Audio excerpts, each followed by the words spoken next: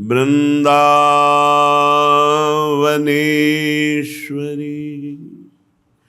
तवैव पदारविंदम्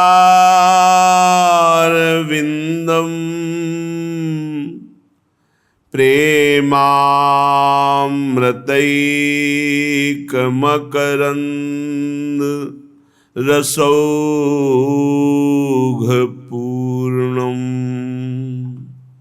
हृद्यर्पितं मधुपते स्मरतापमुग्रं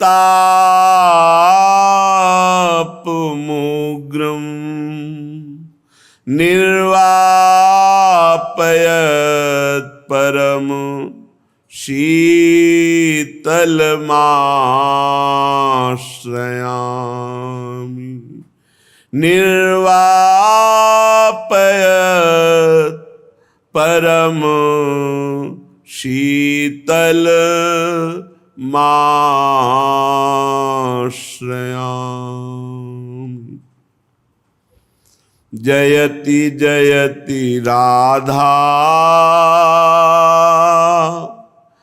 प्रेम सारैरगाधा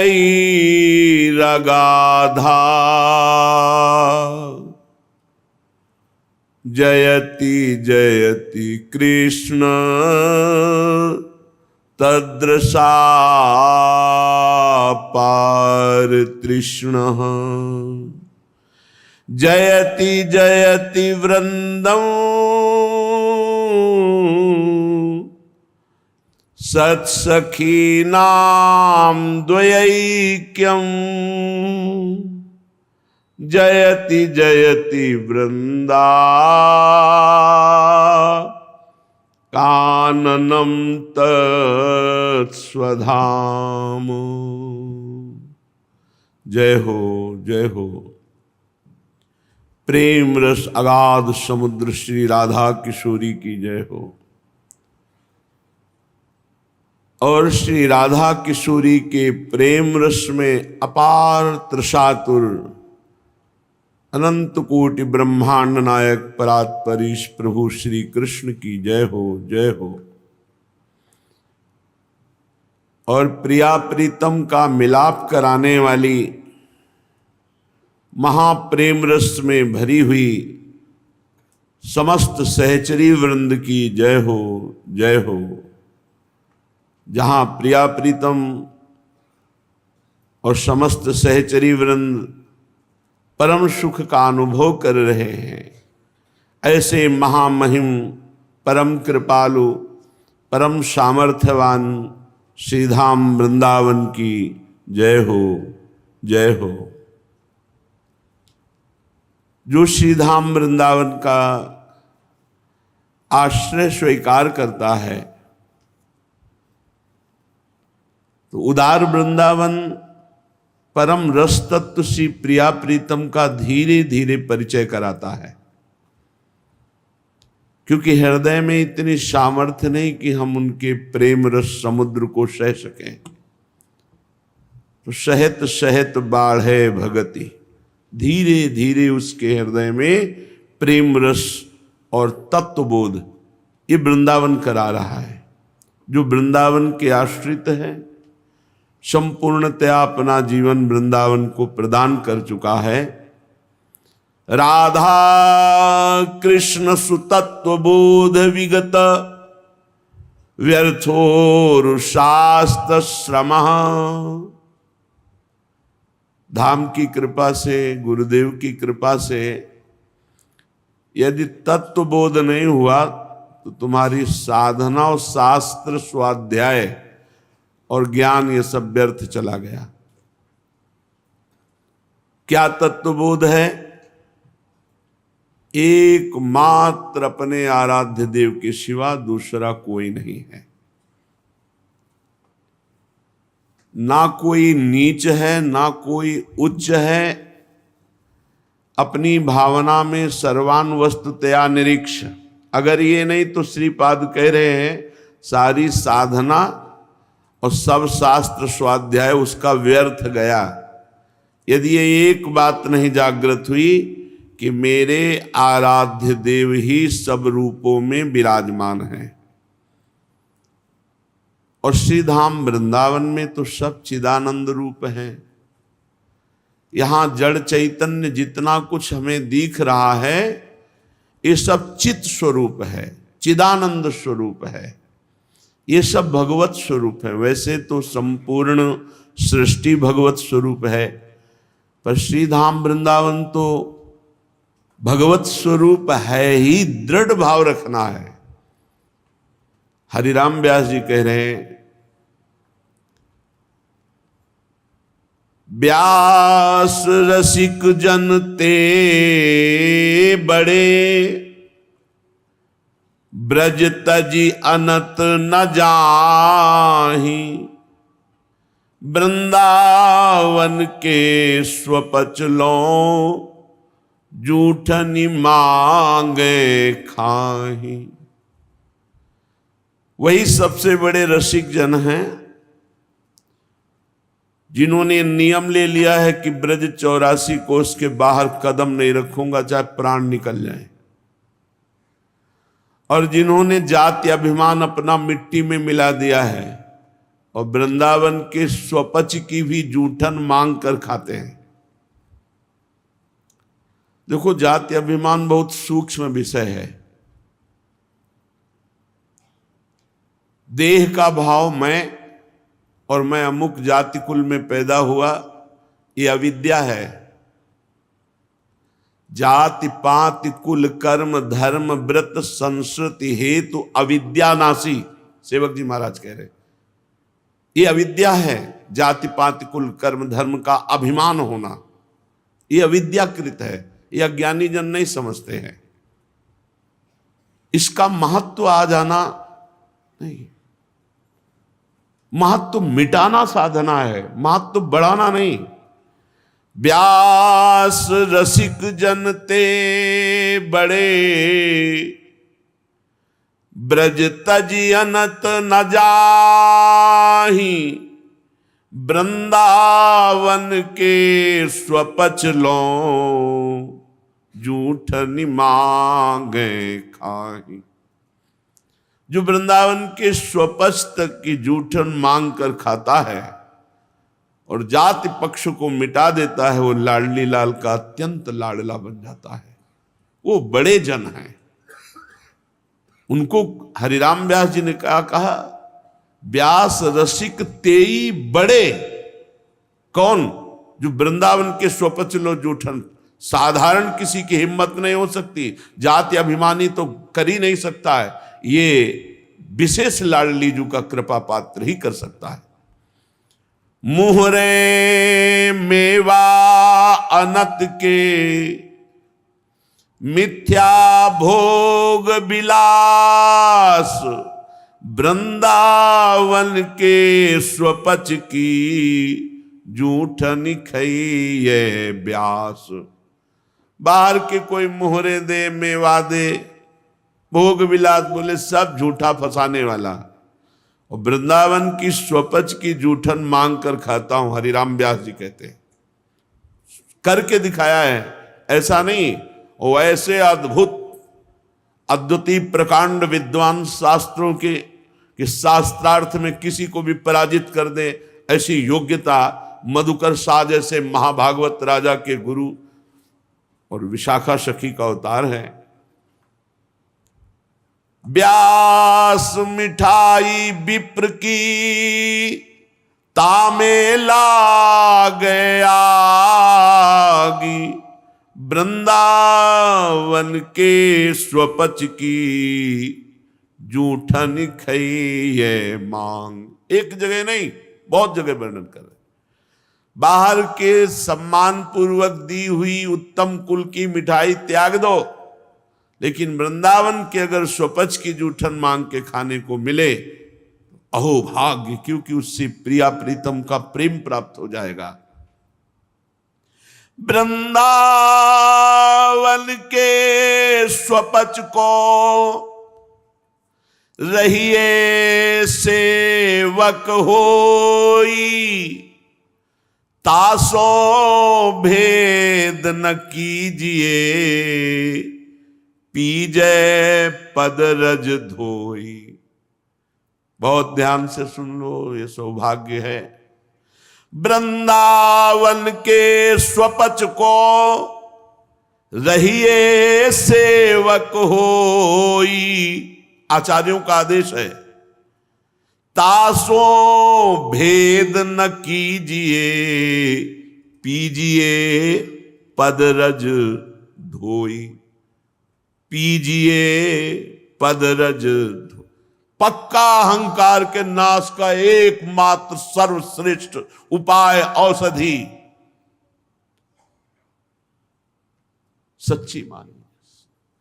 वृंदावन में अगर सबसे बड़ा कोई सेवक शब्द का अधिकारी है तो ये सोहनी सेवा और नाली सेवा और संपूर्ण वृंदावन की रजरानी की सेवा करते हैं, इनको सबसे पहला सेवक पद है। ये कोई साधारण नहीं, असाधारण प्रियाजू के कृपा पात्र है। जहां तुम खड़े होना पसंद नहीं करोगे, वहां घुस करके उसमें, और ये कौन है? ये धाम है। अगर आप धामवासी हो, नित्य धाम के नित्य सेवक हैं, तो सबसे बड़े सेवक पद ये इनका है।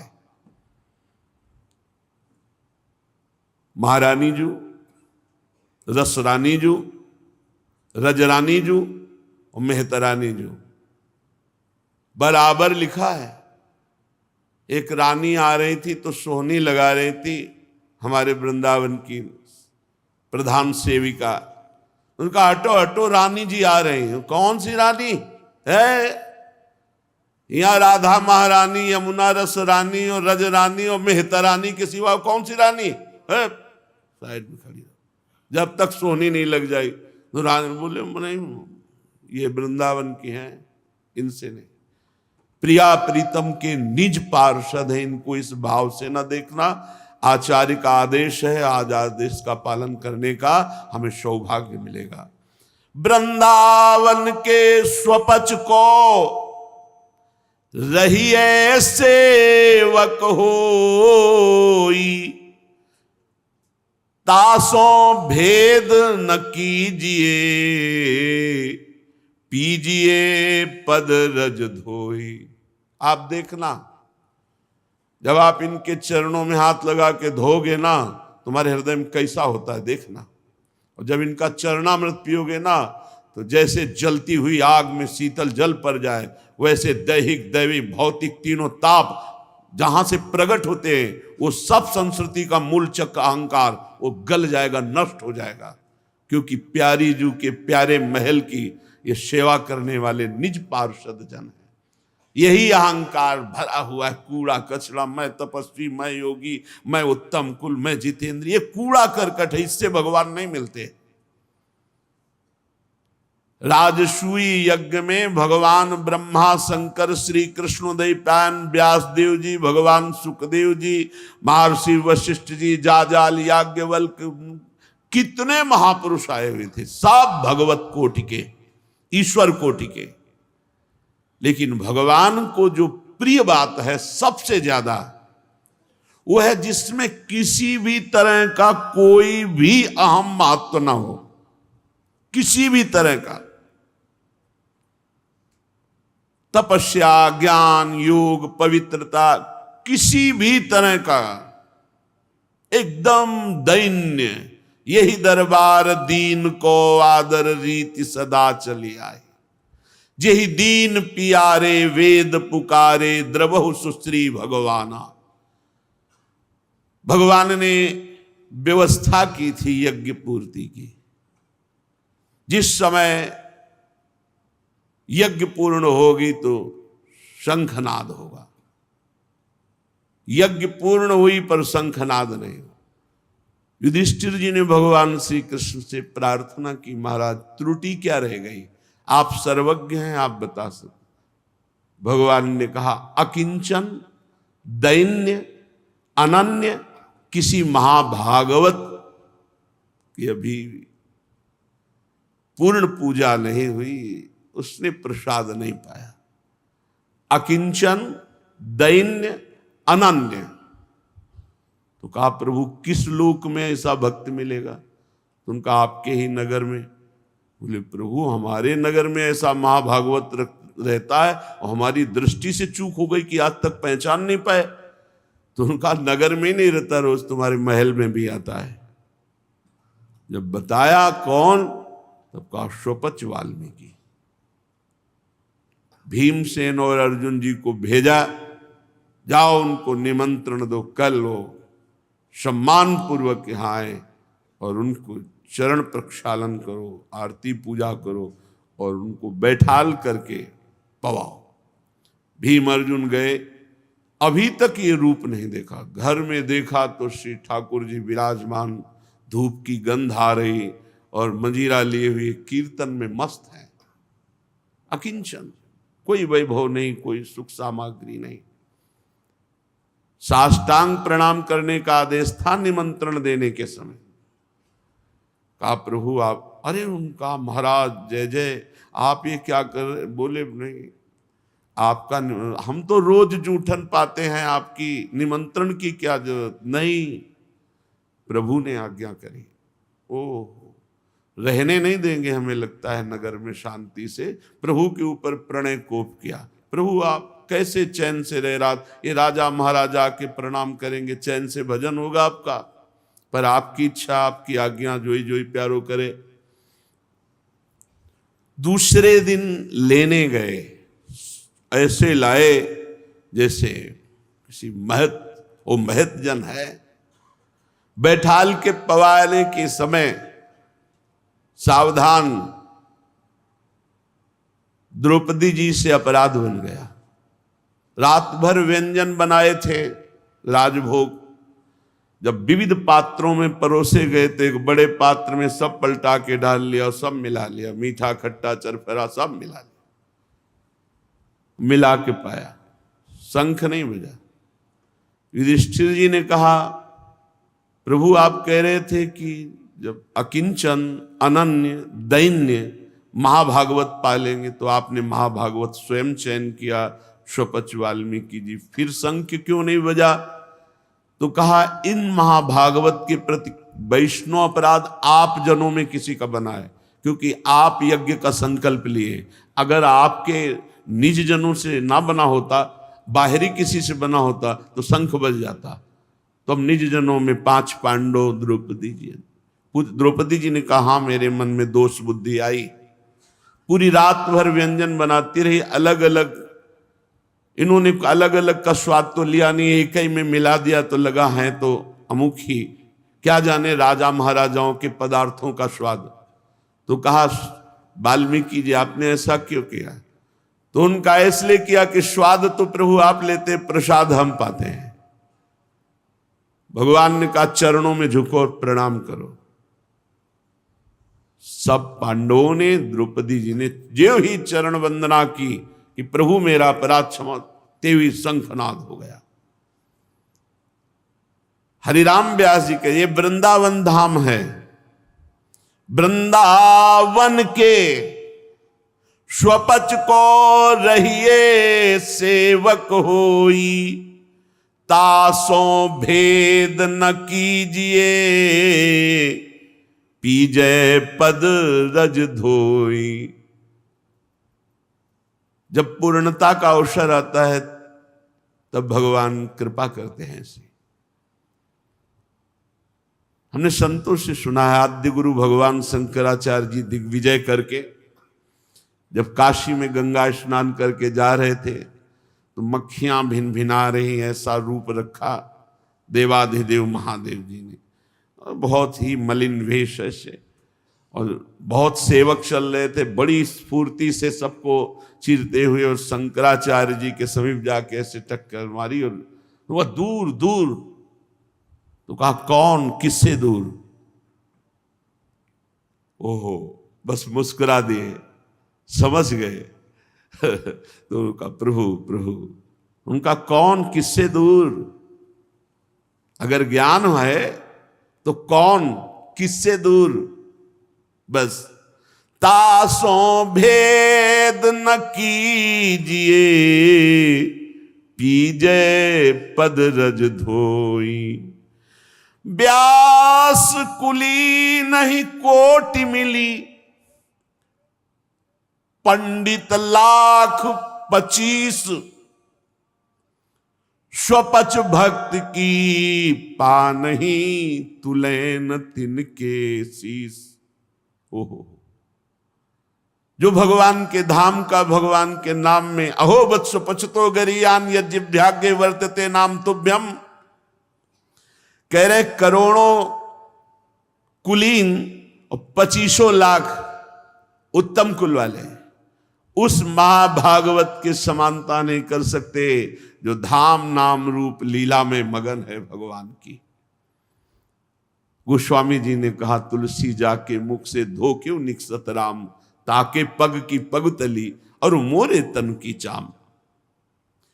व्यास स्वपच बहु तरि गए, एक नाम लवलीन, चढ़े नाव अभिमान की, बूढ़े बहुत कुलीन। जो जाति अभिमान कुलाभिमान में है, डूब गया संसार चक्र में। बहुत से ऐसे स्वपच जो भगवन नाम भगवत धाम का आश्रय लेकर परम पद में आरूढ़ हो गए। व्यास बड़े हरि के जना, सदा रहत भरपूर, खात खवावत घटत नहीं, जो समुद्र के पूर। वो बड़े हरि के भक्त हैं, जन हैं, जिनको ये भरोसा है कि मेरा भरण पोषण भगवान से होता है। और भगवान कैसे हैं? अथाह समुद्र, ज्ञान के, वैराग्य के, लक्ष्मी के, वैभव के, सबके। बोले खात खवात खूब लुटार है, पाई भर कहीं चिंता शोक नहीं, और ना उनके कभी कमी पड़ सकती है, क्योंकि वो भगवान रूपी समुद्र के भरोसे है। कभी कमी नहीं पड़ सकती। जैसे समुद्र से कितना भी जल खींच लो अंतर नहीं पड़ सकता, ऐसे जो भक्त उदार भाव से सबका स्वागत सम्मान पवाते रहते हैं, कभी कमी नहीं पड़ सकती। व्यास बड़े हरि के जना, जिनके हरि आधार, निस दिन हरि के भजन में, घटत न कबहू प्यार। वे भगवान के बड़े भक्त जन हैं जिनका हृदय से केवल भरोसा भगवान का है, रात दिन भगवान के भजन में डूबे हुए हैं, वहां कभी किसी बात का घाटा नहीं। भगवत प्रेम, भगवत भक्ति, लोक परलोक का सब वैभव उनके चरणों में लौटता है, जिनके हृदय में एकमात्र भगवान का आधार भरोसा है। श्री हरि भक्ति न जानहि, माया ही सोहेत, जीवत हुए है पात की, मरिके बनी है प्रेत। ये जो भक्ति का नाटक करके, पाखंड करके, रुपया और नाना प्रकार का संसारिक और अपवित्र आचरण, तो बोले जीते जी तो ये पातकी हैं, मर के भूत बनेंगे, प्रेत बनेंगे। श्री हरि भक्ति न जानहि, माया ही सोहेत, जीवत हुए है पात की, मर के बनी है प्रेत। तो एक बात बस गही रहे, श्री राधा वल्लभ धाम, और अनेक सुभक्त सो मेरो नाहिन काम। एक अनन्य हो जाए राधा वल्लभ के धाम, ये राधा वल्लभ का धाम। चाहे राधा वाक्य बिहारी कहो, चाहे राधा रमण कहो, चाहे राधा गोविंद देव, चाहे राधा मदन मोहन, चाहे राधा दामोदर, है तो वही। जिन सखी की कुंज में गए वो सखी उस नाम से पुकार रहे। जब राधा वल्लभ जी गलवहियां दे करके भ्रमण करते तो संपूर्ण कुंज निकुंजे उन्हीं की, और ये सखियां आचार्य रूप से उन्हीं का नाम रख, जिनकी कुंज में पहुंची वो लाडला प्रभु का स्वरूप का नाम रख दिया। प्रभु तो हमारे वही हैं, प्रिया प्रीतम। बोले जो प्रिया प्रीतम से संबंध नहीं रखते, धाम से संबंध नहीं रखते, प्रेम नहीं, प्रिया प्रीतम, हमको ऐसे जनों से संसर्ग नहीं करना, उनसे अपनापन नहीं रखना। जो केवल माया का ही चिंतन करते हैं, भोगों का चिंतन करते हैं, नाटक करके माया लूटना चाहते हैं। जम की मार बुरी है, छूटे न और उपाय, दृढ़ करि कै हरि भक्ति कर, तब हरि होई सहाय। बहुत ऐसे आचरण हो चुके हैं, ऐसे आचरण हो रहे हैं कि यमराज के यहां धुलाई होगी। बचना है तो भगवान के भक्तों की शरण लेकर विशुद्ध भक्ति करो, तो हरि सहायता कर देंगे, माया मुक्त हो जाओगे। व्यास भाव बिनु भक्ति नहीं, नहीं भक्ति बिनु प्रेम, कहा झूठी बात न कहे, कास कहावे। हे भाई, बिना भक्तों की सेवा के भाव जागृत नहीं होता, और बिना भाव के भगवत प्रेम नहीं होता, और बिना भगवत प्रेम के झूठी बातें, झूठे भक्त का बहाना बनाने से भगवान की प्राप्ति नहीं हो जाती।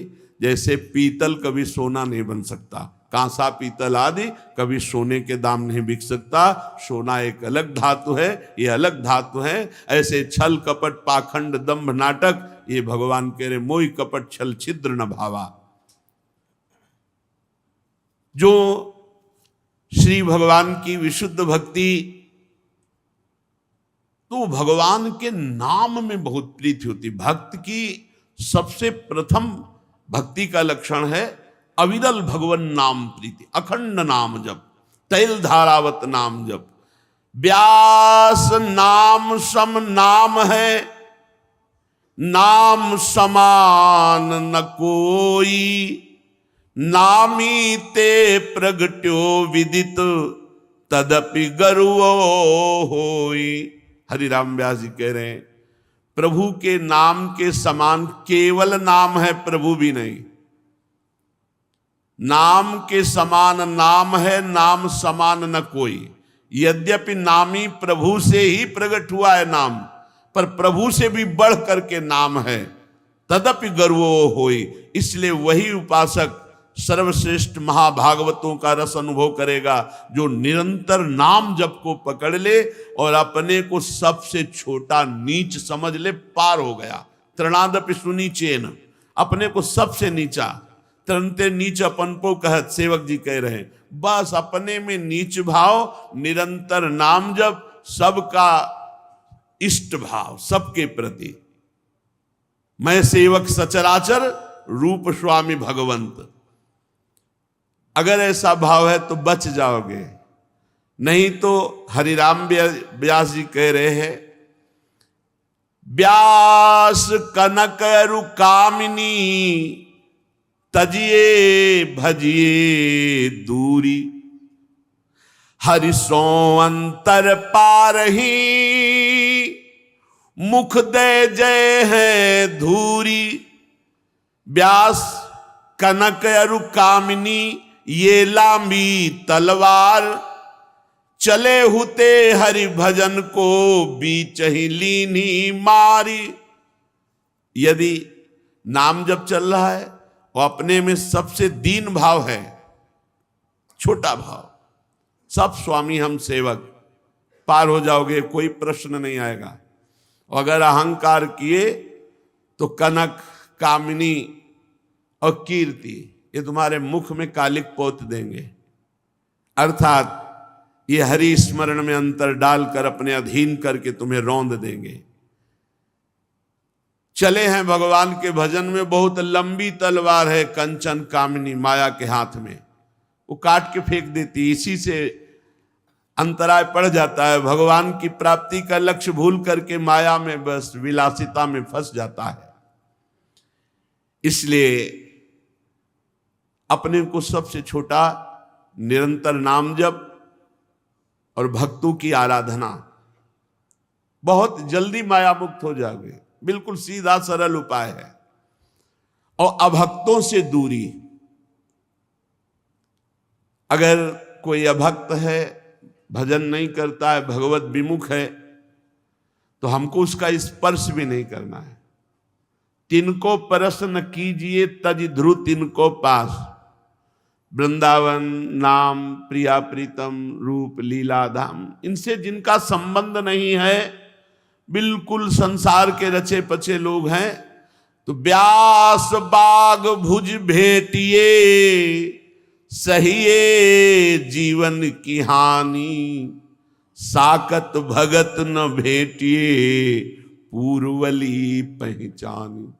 यदि भगवान का भक्त नहीं है, भजन नहीं करता है, दुष्ट स्वभाव वाला, नीच आचरण वाला है, साकत दुख कहते, जो मांस मदिरा अर्पण करके दैवी शक्ति की आराधना करते हैं, और एक उनको जो भगवान से विमुख है। बोले अगर बाघ लपिट जाए तो कोई बात नहीं, एक ही शरीर नष्ट करेगा, लेकिन ऐसे लोगों का संग हो जाए तो जन्म जन्म तक ये संस्कार हमको भगवत विमुख कर सकते हैं। साकत सगो न भेटिए व्यास सुकंठ लगाई, परमारथ ले जाए गो रहे पाप लपटाई। यदि कोई भगवत विमुख है, रिश्तेदार हो, नातेदार हो, भगवत मार्ग के पथिक का रिश्ता, नाते नेह राम के मनियत सुहृद सुसेव्य जहालो। भगवान के संबंध से हमारा रिश्ता है, भगवान से संबंध नहीं तो हम नहीं जानते तुम कौन हो। गले ना लगावे, छुए ना, ऐसे। ये तो केवल महाभागवतों के लिए ही। महाभागवतों के गले लगने से सारे पाप भस्म हो जाते हैं। हमारा भाव होना चाहिए। भाव से तो हम रोज अपने प्रभु को गले लगाते हैं, अपने गुरुदेव को लगाते हैं, संपूर्ण भक्तों को गले लगाते हैं, उनके चरणों में पड़ते। भाव प्रगट में जैसी महापुरुषों की रुचि हो वैसे किया जाता है। रुचि में रुचि मिलाना ही आराधना है। जो भगवत विमुख है, जो भगवान के नाम रूप लीला धाम से संबंध नहीं रखते, यदि इनका स्पर्श करोगे, गले लगाओगे, तो तुम्हारे पुण्य नष्ट हो जाएंगे। पाप लपटाई, हृदय में पाप आ जाएगा। और व्यास बिगूचे ते गए साकत रांध्यो खाई, जीवत विष्ठा स्वान की मरे नरक ले जाए। जिन रसोई में मांस बन चुका है, जिन पात्रों में मांस रांधा गया है, आप गए, बोले हम तो ये सब नहीं, तो बोले आपको खीर पूड़ी बना के दे देते हैं। अगर उन्हीं पात्रों में रांधा गया तो वो श्वान की विष्ठा के समान अपवित्र है, कुत्ते की विष्ठा के समान अपवित्र है। वो रोटी दाल हो जो भी उन पात्रों में बने, अगर खा लिए तो नरकगामी होने का रास्ता पक्का है। तो जो भगवत विमुख है, दीक्षा नहीं लिए, भजन नहीं करता, कोशिश करे ऐसे लोगों के यहां भोजन न पाए, जिनकी रसोई में अंडा मांस मछली ये सब बनते। भगवत विमुख है, उपवास भले कर ले, मान लो रिश्ते नाते में जाना भी पड़े ऐसे गृहस्थी में, तो आज हमारे उदर में दर्द है, ऐसा बहाना आदि बना दे, उनका दिया हुआ पकाया हुआ भोजन न पाए। कह रहे साकत सगोन भेटिए इंद्र कुबेर समान। त्रिभुवनपति इंद्र की तरह वैभव, कुबेर के समान वैभव, बोले बिल्कुल नहीं, उनका स्पर्श नहीं। ये भगवत मार्ग के लिए अत्यंत आवश्यक है। बोले जैसे बहुत से पुरुषों से अनुराग रखने वाली वैश्या देखने में बड़ी सुंदर साध्वी लगती हो, लेकिन उसका स्पर्श मात्र आपके सारे पुण्यों का नाश कर देगा। वैश्यागामी का सारा पुण्य नष्ट हो जाता है। साकत भैया शत्रुषम बेगहि तजिए व्यास, जो वा की संगति करे करी है नरक निवास। शराब पीता है, मांस खाता है, व्यभिचार करता है, गंदे आचरण करता है, तो हम दूर से, नजदीक संबंध मत रखें उनसे। और वो किसी भी जाति का है, भगवान का भजन करता है तो उसका चरणोदक लेकर पिएंगे। भगवत धाम नाम रूप लीला से जिसका संबंध है वो हमारा आराध्य देव के समान पूज्य है, और जो नाम रूप लीला धाम से विमुख है वो कितना भी बड़ा कोई भी हो, इंद्र कुबेर समान, तो भी हम स्पर्श न करें, उनका दिया हुआ भोजन न पाएं, क्योंकि हमारी भक्ति में बाधा पड़ जाएगी और नरकगामी वृत्तियां हमारे अंदर प्रकट हो जाएंगी। भोजन का बहुत बड़ा प्रभाव, स्पर्श संग का बहुत बड़ा प्रभाव। हम वही भोजन वही स्पर्श जो नाम रूप लीला धाम से जुड़े हुए हैं। चलते हैं श्रीमद् भागवत महापुराण, जिसमें भगवान कपिल देव जी से माता देवहूति जी प्रश्न करती हैं और सर्वलोक ज्ञान समुद्र भगवान कपिल देव जी उत्तर देते हैं।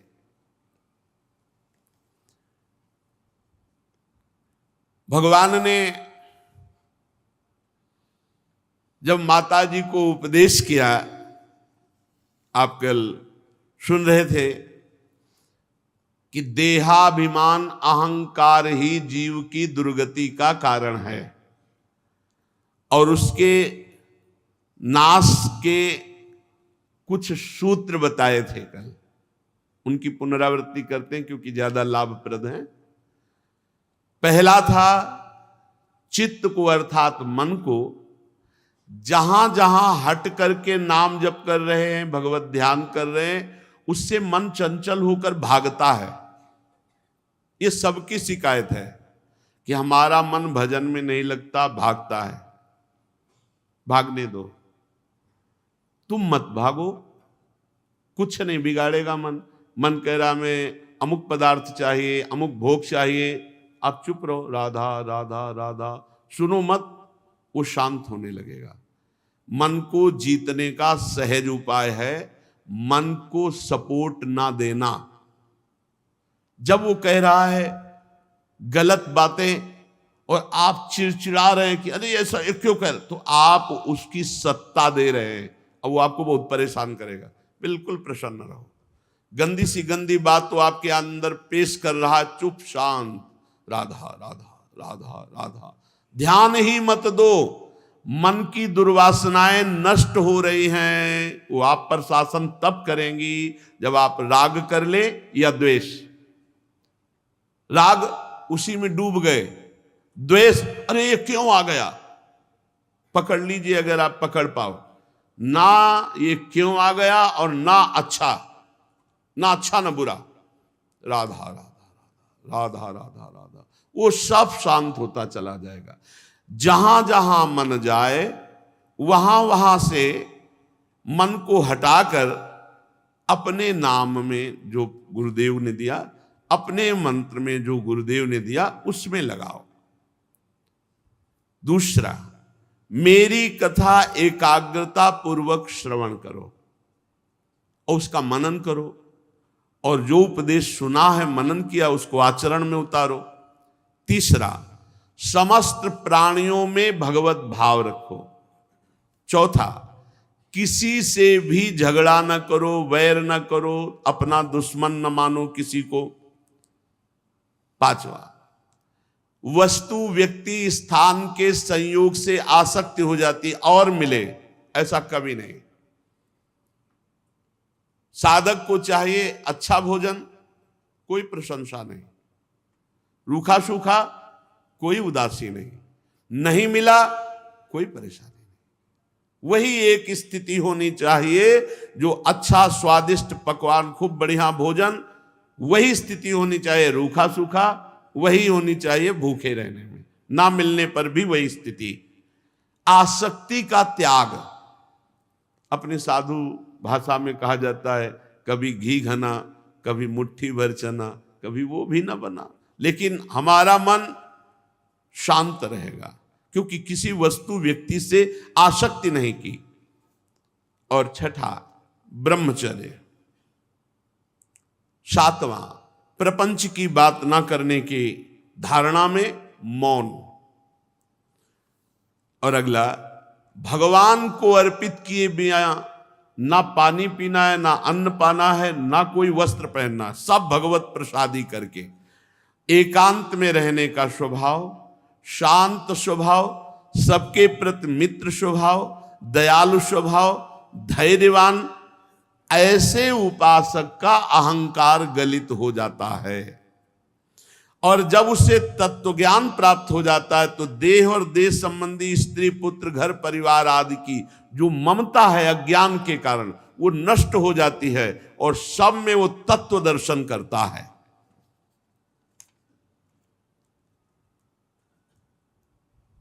देहूति जी ने पूछा, प्रभु पुरुष और प्रकृति दोनों एक दूसरे के आश्रय से रहने वाले हैं, ये अलग हो ही नहीं सकते।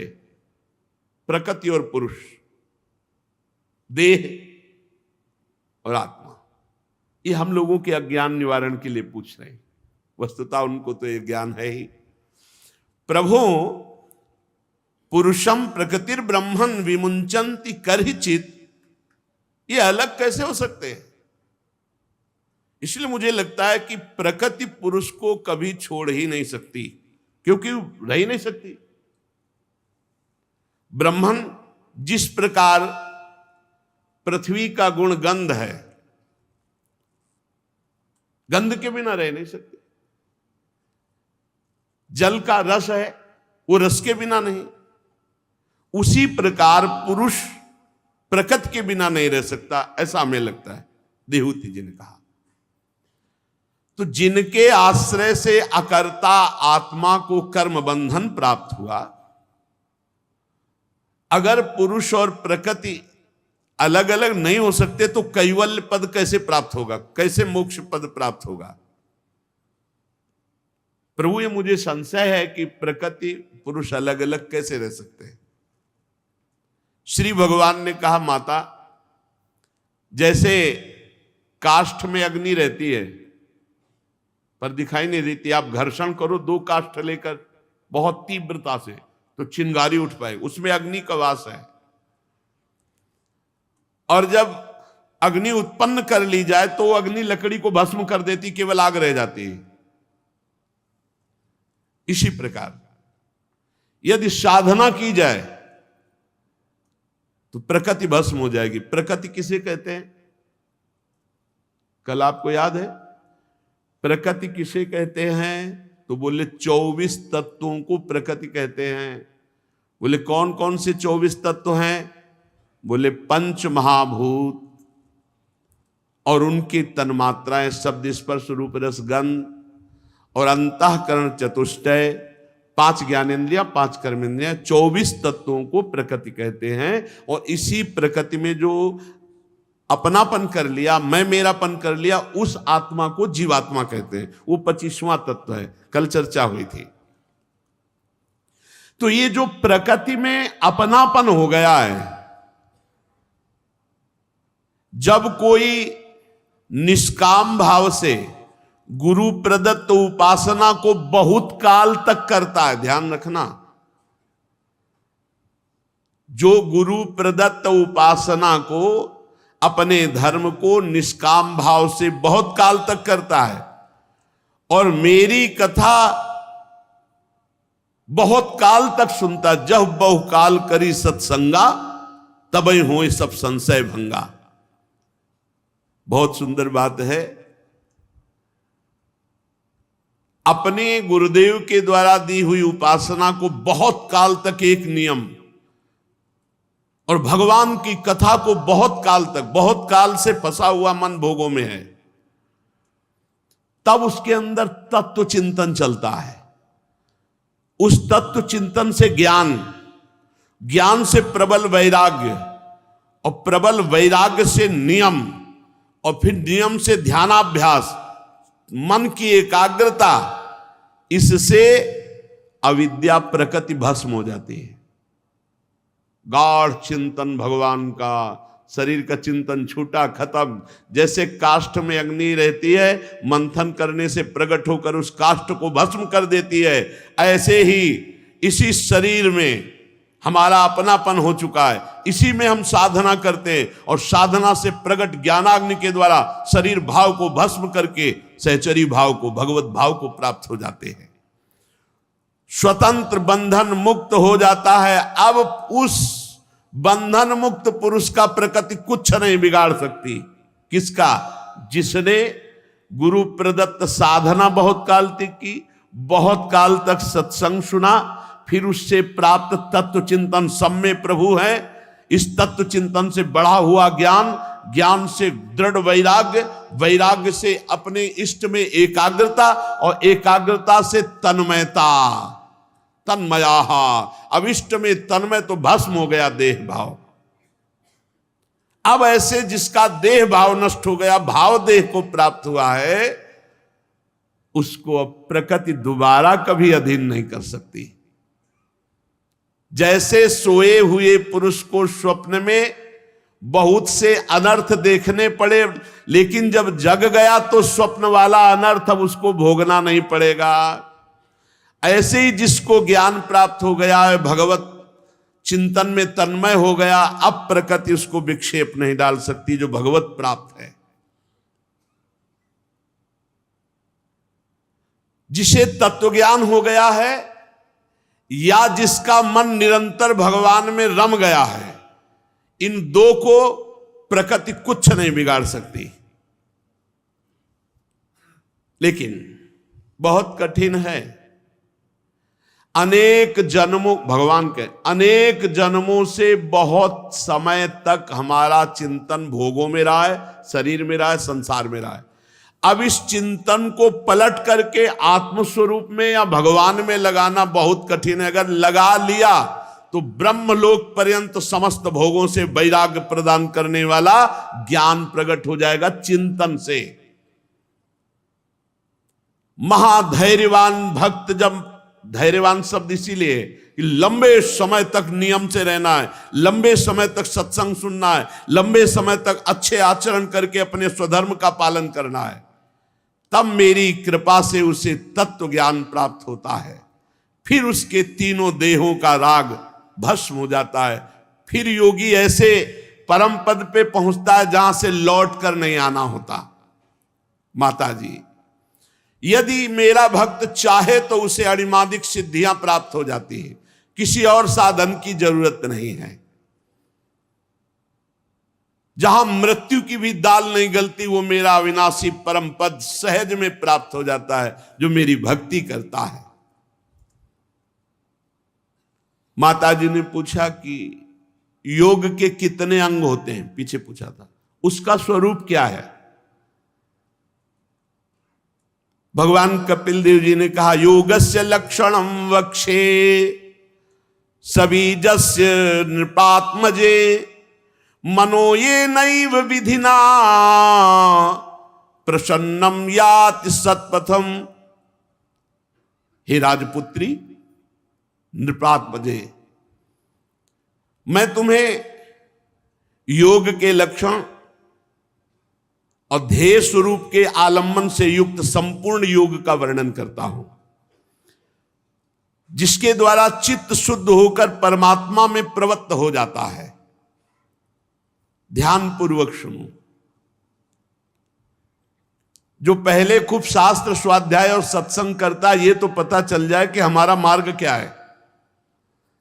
तो शास्त्र श्रवण से, सत्संग से स्वधर्म पालन में प्रवृत्ति और धर्म विरुद्ध पापाचरण की निवृत्ति पहला योग का लक्षण है।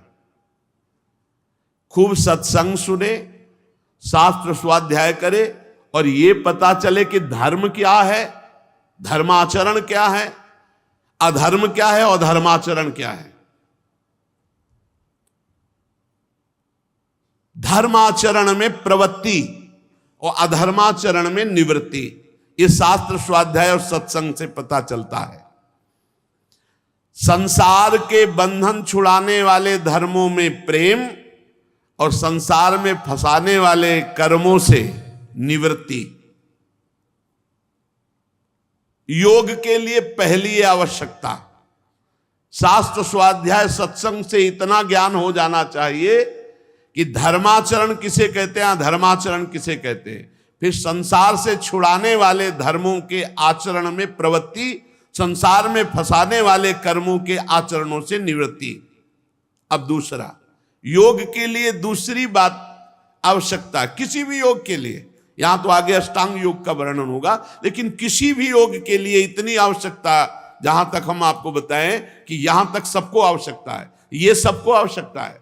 दूसरा है पवित्र, परमित भोजन। भोजन पवित्र बहुत जरूरी है। बड़ा कठिन है, बाजारों का तो किसी भी तरह से पवित्र नहीं हो सकता, चाहे जितने लाखों की बनी दुकान हो। बनाने वालों में जब तक वैष्णवता नहीं तो पवित्रता को उनको ज्ञान क्या होगा। अगर वो वैष्णव है, सत्संगी है, तो उसे कुछ पवित्रता का ज्ञान हो। उनको क्या हो, तो पैसे के लिए काम कर रहे हैं। हमें लगता है कि अगर भगवत प्राप्ति करनी है तो भोजन की पवित्रता पर ध्यान दिया जाए। पवित्र भोजन, भले आप रोटी दाल बना के पालें, अच्छी है, रसेंद्री को कितना तृप्त करोगे, जितना तृप्त करोगे उतने मांग बढ़ती चली जाएगी। पवित्र और परमित भोजन, कल भी चर्चा हुई थी, अहंकार का नाश करने के लिए भगवान कपिल देव जी ने कहा था परमित भोजन, थोड़ा, परमित माने तो थोड़ा भोजन। 24 घंटे में शरीर स्वस्थ रख करके अपने सारे कार्य पूर्ण करने के लिए 400 ग्राम अन्न काफी है, ऐसा पीछे एक बार सत्संग में वर्णन हुआ था। 400 ग्राम अन्न 24 घंटे में एक शरीर के लिए पर्याप्त है। बहुत ही हानिकारक है जीवन को स्वस्थ रख करके भजन करना है बहुत लंबे समय तक, तो कम भोजन से बहुत जीवनी शक्ति बढ़ती है। योग के लिए दूसरी बात आवश्यक है पवित्र और परमित भोजन, और फिर योग के लिए तीसरी बात आवश्यक है कि जहां हम रहें वहां का आसपास वातावरण भागवतिक होना चाहिए, बहुत आवश्यक है। अपने लोगों के ऊपर तो विशेष कृपा है कि संत समुदाय के बीच में रहना, संत जनों के बीच में रहना, कितना हो भाग्य कि हमें साधु मंडली के बीच में रहना। हम चाहे भी तो कुछ नहीं कर सकते, क्योंकि साधु मंडली के बीच में रहने में हर समय हम पवित्र रहते हैं। चौथा, योग के लिए आवश्यक है मन, वाणी और शरीर से किसी भी जीव को कभी ना सताना। अगर भगवत प्राप्ति करनी तो ये नियम लेना पड़ेगा, मन से, वाणी से, शरीर से किसी भी जीव को न सताना। और पांचवा, यदि सत्य स्वरूप भगवान का निरंतर नाम जप करना है तो झूठ बोलना त्यागना पड़ेगा। जिस जबान से बार बार झूठ बोला जाता है उसमें नाम जपने की रुचि नहीं रहती, रुचि नहीं उत्पन्न होगी। ये असत्य बोलना, झूठ बोलना छोड़ो तो नाम जप चले, बहुत बड़ा अपराध है, इसको छोड़ो। ये कलयुग का वास है झूठ में। जो द्वित कीड़ा है उसका संबंध झूठ से है, और झूठ में कलयुग का वास है। झूठ बोलना, झूठे ही लेना, झूठे ही देना, झूठे ही भोजन, झूठ चवेना, एक सेकंड में पूरा का पूरा झूठ बोल जाना, इसको सुधार किया जाए। ये हमारी माया के द्वारा, मलिन वृत्ति के द्वारा हो जाता है, इसको हम ठीक करें। जब से मोबाइल भगवान की सृष्टि हुई तब तो झूठ के लिए तो मतलब बहुत बढ़िया रास्ता हो जाता है, एक सेकंड में झूठ बोल देते हैं। हाँ, अभी तो नहीं मिल पाएंगे क्योंकि हम आज तो अमुक जगह आए हुए हैं, आगरे आए हुए हैं, वही बगल की गली में आगरे आए, आज तो नहीं मिल सकते। ऐसे ऐसे झूठ बोले जाते हैं जो बिल्कुल। मोबाइल का प्रयोग बहुत लाभदायक भी है, सत्संग है, स्तोत्र है, बहुत बार हम सुनकर उसका लाभ ले ले। और बहुत कुसंग भी है मोबाइल से, तो कुसंग का त्याग करके सत्संग स्वीकार करें। झूठ बोलना छोड़ने पर योग जागृत होता है। झूठ बोलने वाला योगी नहीं हो सकता, योगी कभी झूठ बोल नहीं सकता। व्यवहार की प्रधानता रखने पे झूठ हो जाता है, परमार्थ की प्रधानता पे डर लगता है झूठ नहीं बोलना। जब व्यवहार की प्रधानता होगी तो झूठ बोलने में। और किसी की किसी भी वस्तु की चोरी न करें। जो चोरी करते हैं इधर उधर, वो फिर योग मार्ग में नहीं चल सकते। और आवश्यकता से अधिक संग्रह करना, भोजन करना, बोलना और सोना, 3 बातों पर तो नियम ले लो। भोजन का एक नियम रख लो, प्रायः 10-15 दिन में घूम के सत्संग में बात आती है। आपकी भोजन की एक मात्रा होनी चाहिए। एक दिन मात्रा तय कर लो, 1 कटोरी सब्जी, 1 कटोरी दाल और इतनी रोटी, इतना चावल, वो एक अपना तय कर लो कि इतने में हमारा पेट हो जाता है, बस उतने ही फिर नियम बनाओ। और धीरे धीरे 1-1 कवल घटाओ, बढ़ाओ मती। 1-1 गुलाब जामुन बढ़ाओ मती, उसे घटाओ। देखना, आप देखना बहुत आनंद रहता है जब आप अल्प आहार करेंगे। भजन की एक उन्मत्तता छाती, आप कभी भी बैठ जाओ, भोजन पाया 15 मिनट लेट गए, फिर बैठ गए, अपना भजन में लगे। और जब आप गले तक पाओगे तो शाम तक तो उसको पचने में ही पूरी जीवनी शक्ति लगानी पड़ेगी, और शाम के फिर बयारू करनी है। बोले परान्नम दुर्लभम लोके देहोयम पुनः पुनः, शरीर तो बार बार मिल जाएगा, निमंत्रण थोड़ी बार बार मिलेगा। हाँ, परान्नम दुर्लभम लोके, जहां लिखा है दुर्लभो मानुषो देहो भजन के लिए, तो वहां जो भंडारा खाने में स्वाद और नाना प्रकार के पदार्थों में स्वाद आता है निमंत्रण में, तो वो कहते परान्नम दुर्लभम लोके देहोयम पुनः पुनः, शरीर तो बार बार मिल जाएगा यार, निमंत्रण बार बार कहां मिलता है। बहुत सावधान, रसेंद्री है। और तपस्या करना, तब कहते हैं आए हुए काम क्रोध लोभ आदि के वेग को सह जाना। जैसे आप जा रहे हो, कोई कहते हो नाटकी जा रहा है, अब वो अंदर आग जैसी कान के द्वारा जाके शब्द आग जैसा पैदा किए, उस ताप को सह गए, आप तपस्वी हैं। अंदर काम वेदना जागृत हुई, जला रहा है, सह गए, आप तपस्वी है। अंदर जो वेग आते हैं, काम के वेग, क्रोध के वेग, लोभ के वेग, इनको सह जाना तपस्या कहते हैं। तपस्या का मतलब ऐसा कुछ नहीं कि कपड़ा लत्ता उतार फेंक दिया तो तपस्वी, या आग के बीच में ताप रहे। बाहरी आग तापने में सहन कर सकते हो, लेकिन अंदर की आग सह जाए वही तपस्वी जी, जो अंदर के विकारों के वेग को सह जाए। बाहर और भीतर से पवित्र रहना सीखे। छल कपट आदि का त्याग, भीतरी पवित्रता, और जल और मिट्टी से बाहर की पवित्रता। और नियमित भगवान की पूजा सेवा होनी चाहिए। हर घर में ठाकुर जी विराजमान होने चाहिए। बिना ठाकुर जी के घर है कैसा, स्मशान समझो जिस घर में ठाकुर सेवा नहीं। जिस घर में ठाकुर सेवा नहीं वो घर है। जिस घर में भक्ति नहीं, नाम कीर्तन नहीं होता, भगवान की कथा नहीं होती, भगवान की आरती पूजा नहीं होती, तो उसमें मुर्दे ही तो रहते हैं। जिन हरि भगति हृदय नहीं आनी, जीवित सौ समानते प्राणी, तो वो मुर्दा जहां तो स्मशान ही तो हुआ। ठाकुर जी विराजमान, कितना सुंदर होता है जब किसी घर में जाए, कहाँ है आपके ठाकुर जी, बढ़िया सिंहासन में ठाकुर जी विराजमान, उनका भोग लग रहा है, उनकी आरती हो रही, उनकी कथा हो रही, परिवार के सदस्य बैठकर कुछ मिनट कीर्तन कर रहे हैं। अहो भाग्य, वो गृहस्थी धन्य है जिनके घर में ठाकुर जी विराजमान है, जिनके घर में आरती पूजा। हे माता, वाणी का संयम उत्तम तप है। मौन व्रत 1 मिनट में किसी की निंदा कर देगी, किसी की अवहेलना कर देगी, किसी की प्रशंसा कर, इसको बहुत शासन में रखना चाहिए। इसमें 2 इंद्रिय, एक रसेंद्रिय है खान पान वाली, और एक वाकेंद्रिय कर्मेंद्रिय जो बोलने का काम करती। ये जिह्वा बहुत संभाल लें।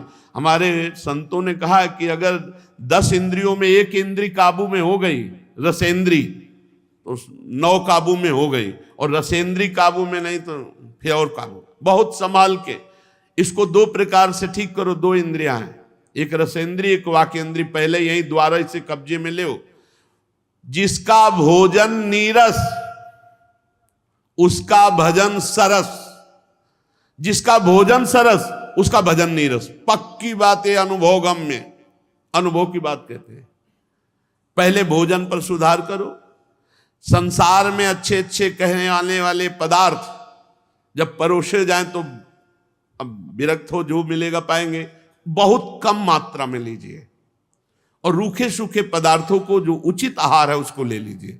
अच्छे पदार्थों में उचित आहार में भी कम कीजिए। उस दिन बहुत कम लीजिए, उपवास की तरह थोड़ा सा पा लीजिए, लेकिन ऐसा नहीं होता। बहुत प्रभाव अन्न का पड़ता है, बहुत प्रभाव पड़ता है। ये अपने लोगों ने खूब मन को देखा है, आहार का प्रभाव भजन पर बहुत पड़ता है। इसलिए आहार शुद्धि, सत्व शुद्धि, अंतःकरण शुद्धि, भगवत प्राप्ति के लिए उत्साह, भजन के लिए उत्साह। तो वाणी को यहां दो है, रसेंद्री और वाकेंद्री। बोलने से बचो। ये जो सत्संग सुनने के बाद फिर अन्य वार्ता करते हुए लोग जाते हैं, उनसे प्रार्थना करते हैं मौन जाइए नाम जप करते हुए, या सत्संग के विषय में ही चिंतन करते जाइए।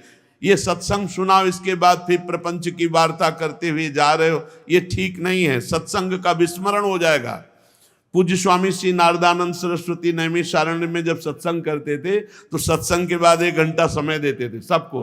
सब एकांत बैठो और ब्रह्म चिंतन करते हुए मनन करो, आज क्या योग वासिष्ठ का, आज क्या वेदांत का सत्संग हुआ। बड़ा गूढ़ सत्संग होता है वेदांत का और योग वासिष्ठ आदि का।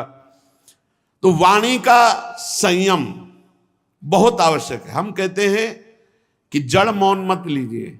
ये वृंदावन धाम है, यहाँ राधा राधा से बढ़कर मौन नहीं है।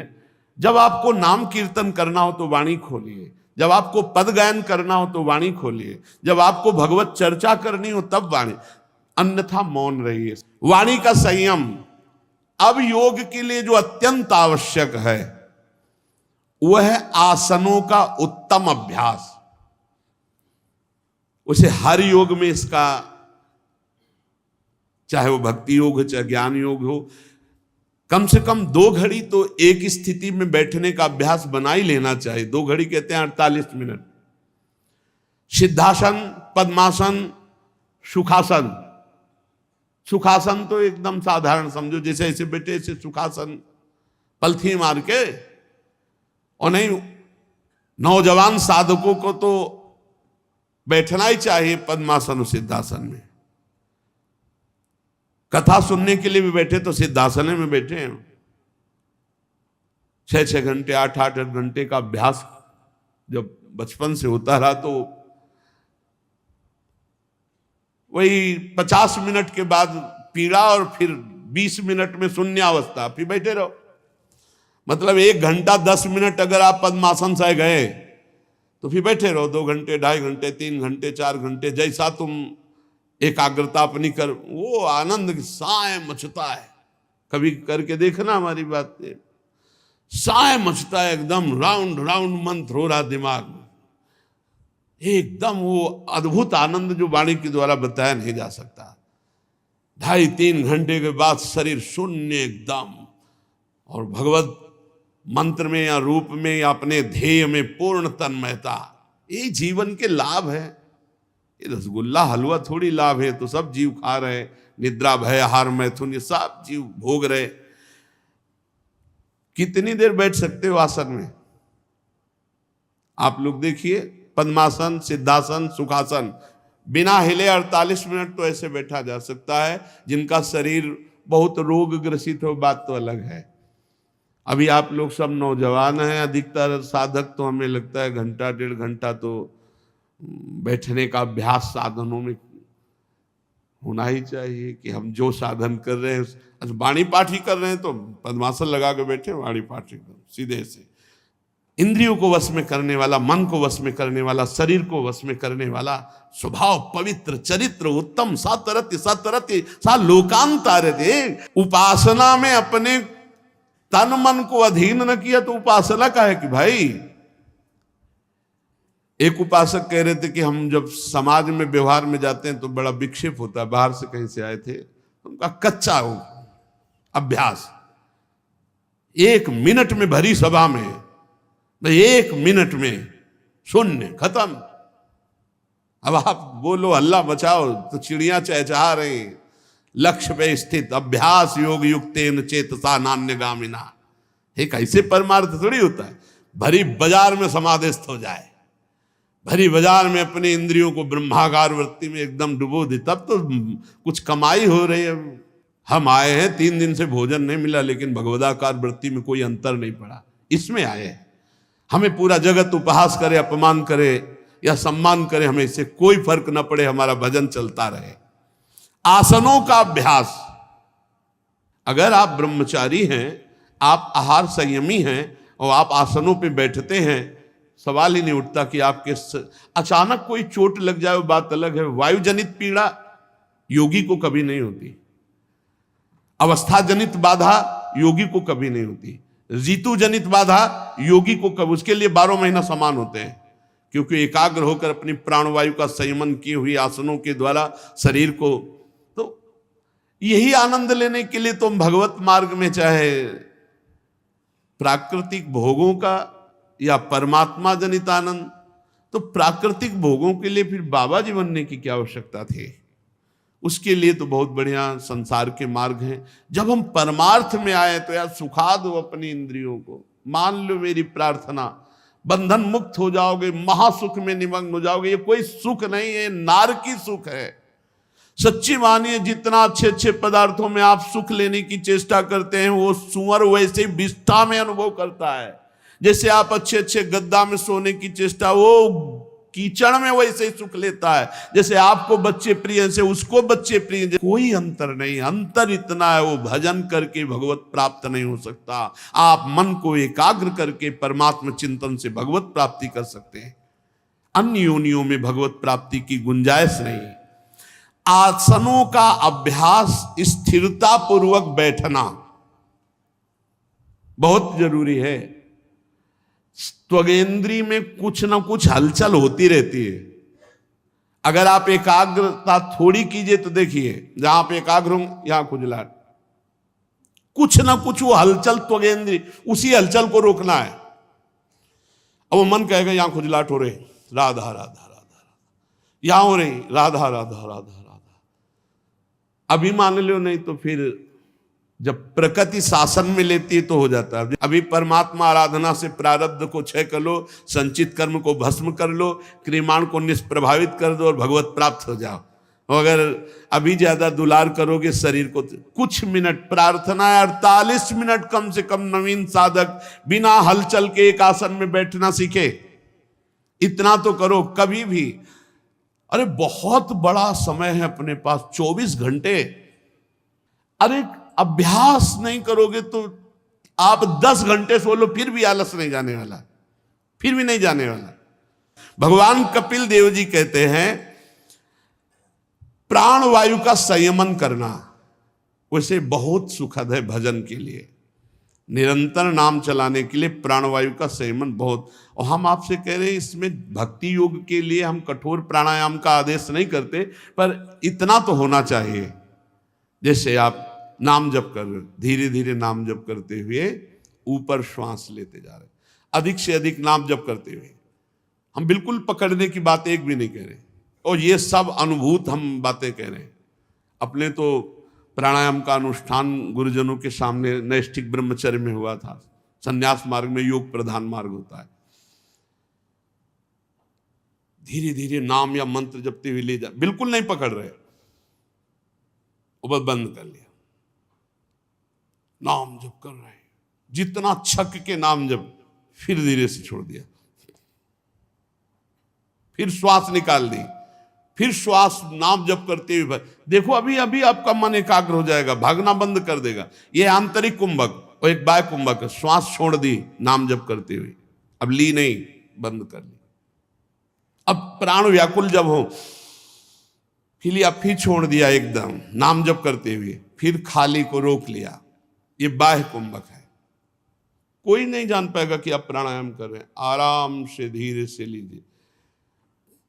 अगर हो सके तो 10 बार खींचा छोड़ दिया, खींचा छोड़ दिया, जिसे अनुलोम विलोम, उससे थोड़ा नाड़ियों को शुद्धावस्था प्राप्त हो जाएगी।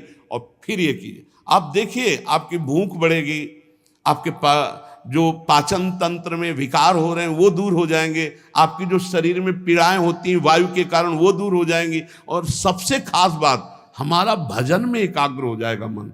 ये अनुभूत बात कह रहे हैं, ये की हुई बात कर रहे हैं। और इसमें खास बात है कि कभी कोई परेशानी आने वाली नहीं। जैसे रेचक कुंभक प्राणायाम जो है ना, अगर इनमें गुरु के सानिध्य से जरा भी आप अलग हट करके मनमानी करेंगे और त्रुटि हो जाए तो रोग होने की संभावना है। कोई भी योग करने के 30 मिनट के अंतर में जलपान न किया जाए। 30 मिनट तक खाली रह जाए, चाहे वो शारीरिक योग किया हो या प्राणायाम का योग किया हो। जैसे व्यायाम आदमी 30 मिनट नहीं, एकदम गर्म शरीर में ठंडा जल जाएगा, वो वायु रोग पैदा कर देगा। प्राणायाम में तो बहुत सावधान, प्राणायाम के बाद अगर आप पानी पी लेते हैं तो कई तरह के रोग हो जाते हैं, बहुत सावधानी की जरूरत होती है। इसमें आपको कोई परेशानी नहीं, 30 मिनट बस कुछ मत खाइए पिए। प्राण का जब सूक्ष्म होना तो मन का एकाग्र होना और ब्रह्मचर्य परिपक्व होना, तीनों एक कनेक्शन है।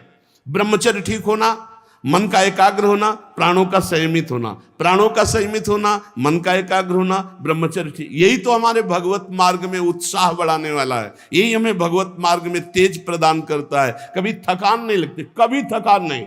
ब्रह्मचारी को कभी थकान नहीं, थकान शब्द से संबंध ही नहीं होता कि यार थक गए। अब शरीर रोगी है वो बात अलग है, नहीं तो थकान शब्द ब्रह्मचारी के जीवन में नहीं होता। और ये जीवन इसीलिए मिला है, हर समय आपकी ऐसी दिनचर्या कि उस दिनचर्या में आपको 1 मिनट भी प्रपंच के लिए समय नहीं है। लेकिन साधक बेपरवाह रहते हैं, भगवत प्राप्ति से परवाह करते हैं शरीर सुख का, इसीलिए लक्ष्य तक नहीं पहुंच पाते। फिर इंद्रियों पर विजय प्राप्त, जो इंद्रियां विषयों में जा रही हैं, विवेक के द्वारा उनको समझाकर बार बार हटाना बहुत कठिन है। ये प्रमथन स्वभाव की हैं, मन भी प्रमथन स्वभाव वाला, इंद्रियां भी प्रमथन स्वभाव वाली। तो जब हमारी इंद्रियां किसी भोगों के दृश्य को देखा या भोगों का चिंतन किया या तृष्णा भोगे हुए भोग को पुनः भोगने की इच्छा की, उस समय विवेक के द्वारा हमें काटना होता है। किसी भी भोग में किंचन मात्र सुख नहीं है, ये परम सत्य बात है, शास्त्र की बात है, हृदय की बात है। कितना भी सुंदर भोजन बना के दिया जाए और चिंतन भर भोजन का ना होने पावे तो किसी भी भोग में सुख नहीं कि हमारी जिह्वा को आकर्षित कर ले। बाद में पूछा जाएगा, कुछ पता नहीं चलेगा, क्योंकि हमारा चिंतन कहीं और था। चिंतन जब हम पहले उसका करते हैं भोग का सुखद, तो हमें भोग में सुख मिलता है। नहीं, भोगों में सुख नहीं है, ये शास्त्र ब्रह्म ऋषि भगवान संतों की वाणी है। भोगों में सुख नहीं, सुख तो भगवान में है, प्रभु में है। ये मिथ्या भोगों में सुख नहीं है। इंद्रियों को समझाओ नहीं, पूरा जीवन व्यतीत हो जाएगा और नष्ट कर देंगी। विषयों से हटाकर अपने लक्ष्य में बार बार लगाना मन और इंद्रियों को, यही साधना है। मन और इंद्रियों का स्वभाव है प्रकृति की तरफ जाना। मना कष्टान इंद्रियाणि प्रकृति स्थान कर्षति, और साधक का स्वभाव है इनको परमात्मा में लगाना, बस इतना ही बात है।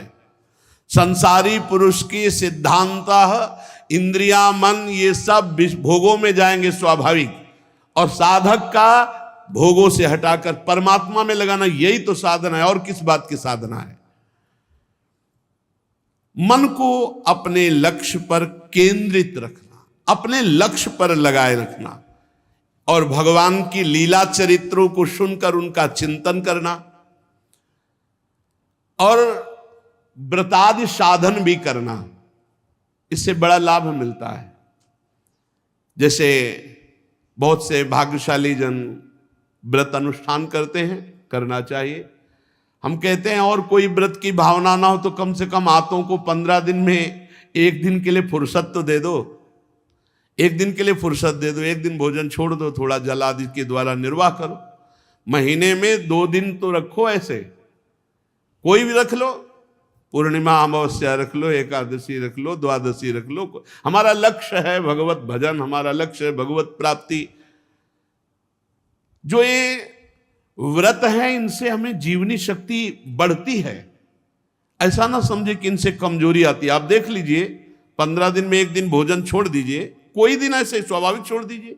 भगवान नाम जापक के लिए हर दिन भगवत स्वरूप है, हर तिथि भगवत स्वरूप है, हर समय मंगल स्वरूप है। उसके लिए कोई ज्यादा, कोई बड़ा, कोई घटा, ऐसा नहीं। हर समय जब एक रस भगवत भजन चलता है ना, तो तिथि वार ग्रह नक्षत्र ये सब बराबर हो जाते हैं। हमारी हर तिथि अक्षय तृतीया है, क्योंकि जो अक्षय है भगवान का नाम, भगवान का स्वरूप, उसी में हमारा चित्त लगा है। हर मिनट हर घड़ी अक्षय है, क्षय उनका है जो संसार का चिंतन करते हैं। अगर 15 दिन में हो सके तो 1 दिन भोजन छोड़ना सीख लो। अगर ऐसा ना हो तो सुबह बाल भोग करके छोड़ दो, और अगले दिन राजभोग करो, ऐसा कर लो। नहीं, एक दिन पानी से चला लो काम, और ये कोई जान ना पावे। है ऐसे उपासक कई कई दिन जल पर रह गए और बाद में कोई जाना नहीं, वो जब अपने परिचय तो फिर बहुत अच्छा लगा, हृदय से आशीष निकलता है। हाँ, सचेष्ट साधक हो आप, ऐसे चलो गुप्त चुपचाप। अगर कोई पूछे भी तो हाँ, थोड़ा भी उधर में शाम टाइम देख लेंगे, जैसा प्रभु प्रेरित करेंगे। ये साबित ना होने पाए कि आप ऐसा कर रहे हो, और ऐसा भी व्रत ना रहे कि बोले व्रत है, बहुत प्रकार के पकवान बना के, कूटू और सिंघाड़ा और ये वो, इसका खीर, सवा के चावल का खीर, कूटू के पूड़ी पकौड़ा, ये सिंघाड़ा का हलवा। मत रहो व्रत, रोटी दाल पालो, मत रहो ऐसे। एकादशी रहना है तो सुबह से शाम तक भजन करो, 4 बजे कुछ ले लो, कुछ फल, दूध, जल, जिससे एक बार 24 घंटे में सुबह से ये नाश्ता, वो फलाहार, ये फलाहार, इससे बढ़िया है। रोज से तो अच्छा वही है, ऐसे अरहर की दाल और रोटी मिलती है, और वैसे कितने पकवान मिलते हैं। ऐसे पकवान वाले व्रत नहीं, ऐसे पकवान वाले व्रत नहीं जिनमें हमारी वृत्ति रसेंद्री में प्रधान भाव रख करके विचरण करे, उसे व्रत नहीं कहते। इसी को मारने के लिए तो हम व्रत रहे, रूखा सूखा। एक आध सेव ले लीजिए, थोड़ा दूध ले लीजिए, आप मरोगे नहीं। एक दिन भोजन नहीं करोगे तो मरोगे नहीं, अमरत्व की तरफ बढ़ोगे। लेकिन व्रत भी आजकल लोग जो है ज्यादा आहार वाला ही करते हैं। हम धन्यवाद उन व्रत को देते हैं जो कोई जान न पावे, कोई व्यवस्था नहीं, 24 घंटे में एक बार थोड़ा सा कुछ भोग लगा के ठाकुर जी को पाले। बोले हमारे ठाकुर जी भूखे न रहे। ठाकुर, चलो बड़ी श्रद्धा है, बनाओ पकवान, भोग लगाओ, इसके बाद बांट दो। स्वामी हरिदास जी उत्तम भोग लगाए, मोर मरकट को सेवाएं, सुबह से शाम तक खूब 56 भोग लगाओ और ब्रजवासियों को पवाओ, गौओं को पवाओ, बंदरों को पवाओ, अन्य जीवों को पवाओ। तुम बस जरा सा किनका ले लो तो हम माने। गेट खुलेगा नहीं, अंदर ही बर्बाद नहीं होना है, शाम के भी दबा के पाना है, और व्रत भी हम है। ऐसे व्रत के लिए भगवान कपिल देव जी नहीं कह रहे। व्रत का अनुष्ठान करने से बहुत आनंद मिलता है, जीवनी शक्ति बढ़ती है, भगवत भजन में बहुत बड़ी वृद्धि होती है। हमने देखा है इसको, बहुत बड़ी वृद्धि। जब गायत्री अनुष्ठान था तो गुरुदेव जी की आज्ञा से कई वर्ष अन्न नहीं पाया गया।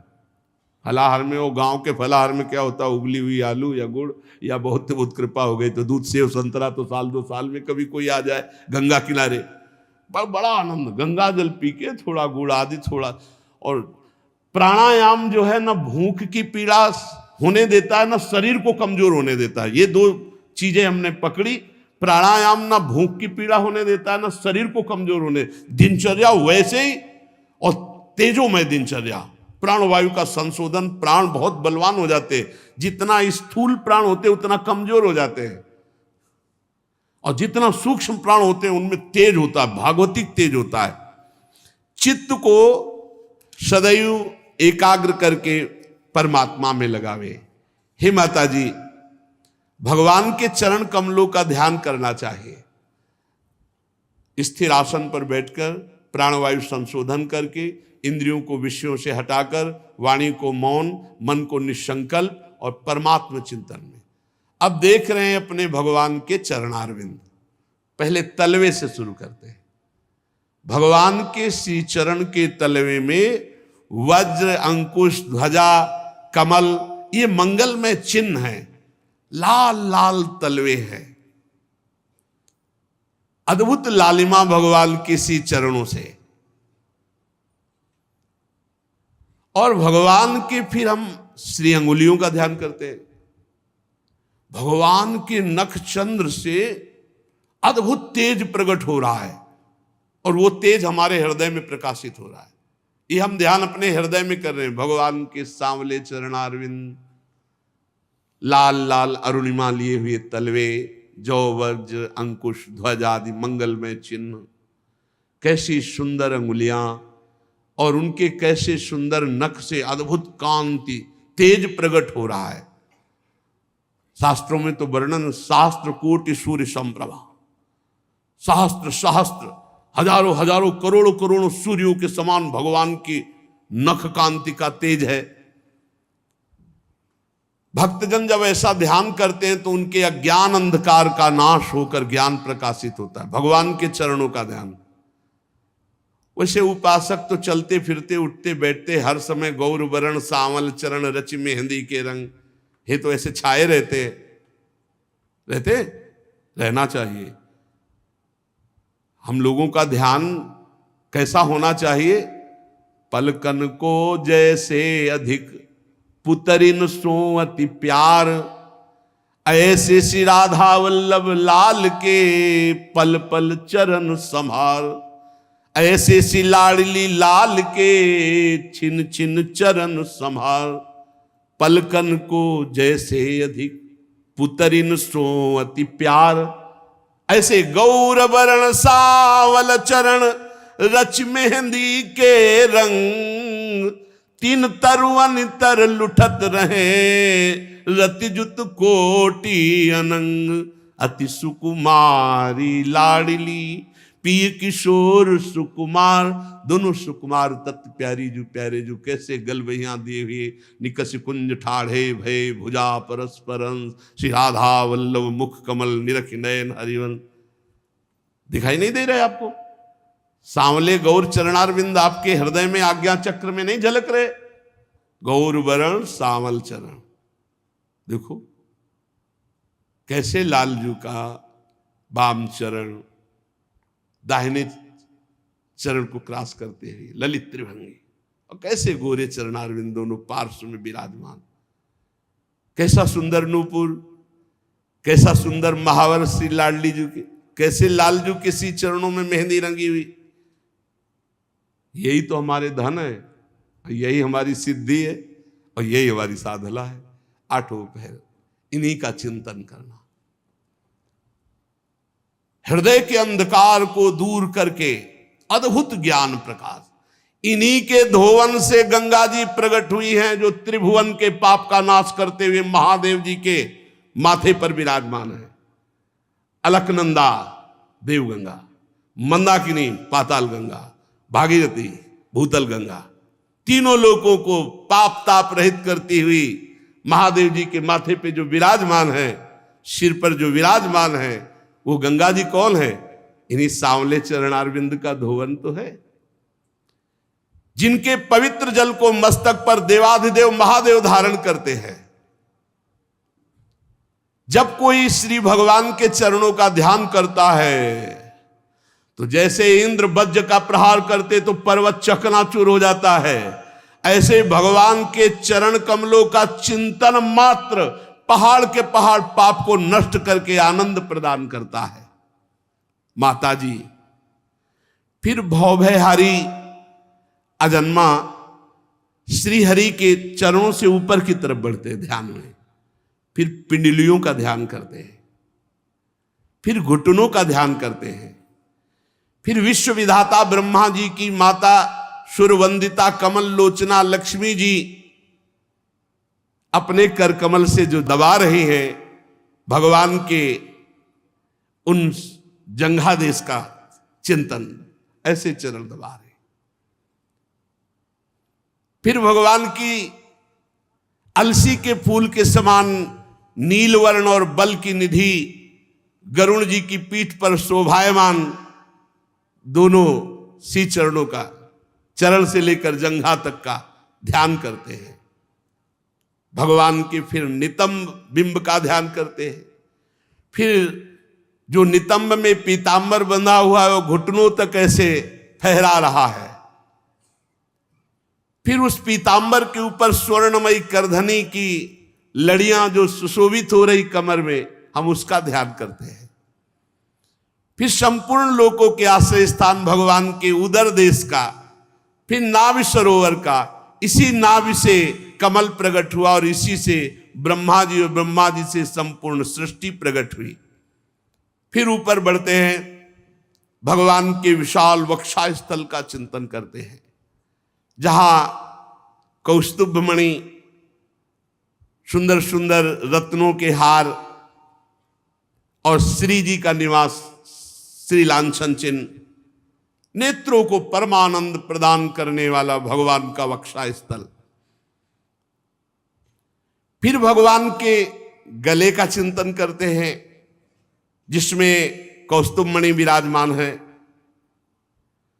समस्त लोकपालों के आश्रयदाता। फिर भगवान का वहीं से भुजाओं की तरफ चिंतन करते हैं। अजान बाहु लंबी भुजाएं, अभयद भुज दंड मूल पीनंस सानुकूल।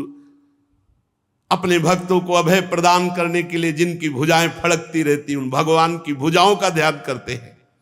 कंकण आभूषण बहुत उज्जवल तेजमय। फिर भगवान के दिव्य कर कमल में विराजमान महान पार्षद सुदर्शन जी का। फिर भगवान के कर कमल में दूसरे में विराजमान राजहंस के समान पांचजन शंख का। फिर भगवान के कर कमल में विराजमान कौमोद की गदा का, और एक में सुंदर पुष्प धारण के कमल धारण किए हुए पद्म। भौरों के शब्द से गुंजायमान बनमाला धारण किए हुए। ऐसे हम श्री भगवान का ध्यान करते हैं। माता जी, जब कोई भक्त बार बार अपने मन को भगवान के ऐसे चिंतन में लगाता है, ध्यान में लगाता है, तो भगवान मुस्कुराते हुए भावना का विषय नहीं रह जाता, प्रकट हो जाते हैं। वो देखता है सुगढ़ नासिका सुशोभित है, मकराकृत कुंडल झिलमिला रहे हैं, एकदम चिकने कपोल मन का हरण करने वाले, काली काली घुंघराली अलकावली मंडित भगवान का मुख, कमल सदस्य चंचल नेत्र करुणा बरसा रहे हैं, अद्भुत भ्रकुटी तनी हुई मुखारविंद मन का अपहरण कर रहे हैं। हृदय की गुफा में भगवान प्रकाशित हो गए। चिंतन करते करते पहले हमारी भावना ध्यान, और अब साक्षात भगवान कृपा से प्रेम भरी मुस्कान से क्षण क्षण उस भक्त को परमानंद प्रदान कर रहे हैं। फिर विपुल प्रसाद की वर्षा करते हुए भगवान हंसते हुए मुस्कुराते हुए, पीछे आपने सुना था भगवान बातचीत करते हैं भक्त से। अब वो केवल भावना नहीं रह गई, वो साक्षात भगवान को देख रहा है। जीव ही ऐसा हो तो अश्रु सागर उमड़ पड़ता है, आनंद अश्रु सागर। अब नेत्रों से अश्रु बह रहे, शरीर में रोमांच है, ध्यान में साक्षात प्रिया प्रीतम विराजमान है। गदगद सुर नैना सजल दंपति रस रहे भीन, ईगति वृंदा विपिन में फिरे प्रेम तनलीन। अपने आराध्य देव का ध्यान करने से हृदय पावन हुआ, आराध्य देव प्रकाशित हुए, मुस्कुराकर जे भी बोले निहाल हो गया। अब जन्म जन्मांतर की बिगड़ी बन गई। अब प्रकृति कभी उसे अपनी तरफ आकर्षित नहीं कर सकती। ध्यान में इतना तन्मय हो गया कि अन्य ना कोई पदार्थ, ना व्यक्ति, ना वस्तु देखने की सामर्थ्य नहीं रह गई। पिय मूरति नैनन बसे, तेहि रस रहे समाए। ये लक्षण सुन प्रेम के और न कछु सुहाए। कुछ नहीं, जड़ चैतन्य कछु नहीं दीखत, जित दीखत तित श्याम खड़े। बिउहल बिकल संभार न तन की, नैना घूमत रूप भरे। करनी अकरनी दो विधि भूले, विधि निषेध सब रहे धरे। नर हरिदास ते भय बावरे, जे यह प्रेम प्रवाह परे। पिय मूरति नैनन बसे, तेहि रस रहे समाए। ये लक्षण सुनि प्रेम के और न कछु सुहाए, और न कछु सुहाए। फिरे अपने मदमा तो कुटुंब देहते जाए। छूट सब ही विधि ना तो, जहां जहां पिय की बात सुने खोजत तिन गैनन। हित ध्रुव छिन छिन लेई, प्रेम जल भरी भरी नैनन। दशा बदल गई। रूप छके घूमत रहे तन को तनिक न भान, नारायण दृग जल बहे यह प्रेम पहचान। सदा सदा के लिए चित्त चोर ने चित्त को चुरा लिया, रूप माधुरी सदा सदा के लिए हृदय में बस गई। नारायण या गौर श्याम को हृदय निकुंज बसइए। अब क्या, अब तो विश्राम मिल गया, पायो परम विश्राम। बहुत जन्म हो गए मंजूरी करते हुए, आज विश्राम मिला। जे ही भगवान का प्रादुर्भाव हृदय में हुआ, अनंत जन्मों की थकान मिट गई। अब आवागमन चक्र बंद हो गया और वो परम पद में सदा सदा के लिए स्थापित हो गए। अब नहीं, जैसे भुने हुए बीज में अब अंकुरण नहीं हो सकता, ऐसे ही जिसके हृदय में एक बार श्री भगवान का स्वरूप प्रकाशित हो गया, वो आवागमन चक्र से मुक्त, अब उसमें कभी वासना स्फुरित नहीं हो सकती। शेष चर्चा आगे। श्री राधा वल्लभ लाल की जय।